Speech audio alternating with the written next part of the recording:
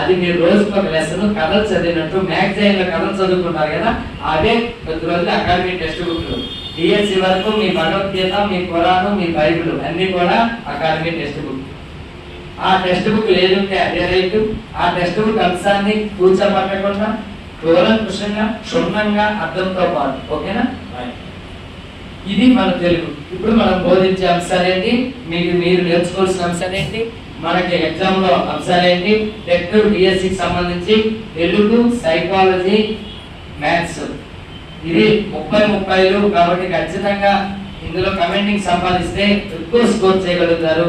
మిగతా కూడా చదవద్దని కాదు. ఇంగ్లీష్ ఎంత చదివి, ఇప్పుడు తెలుగుకి ఇంగ్లీష్కి సేమ్ 30 కానీ ఇంగ్లీష్ కేటాయించినంత టైం తెలుగు కేటాయిస్తే 28-29 కూడా ఛాన్స్ ఉంది. నువ్వు ఎంత టైం కేటాయించినా ఇంగ్లీష్లో 30 అయితే లేదుగా.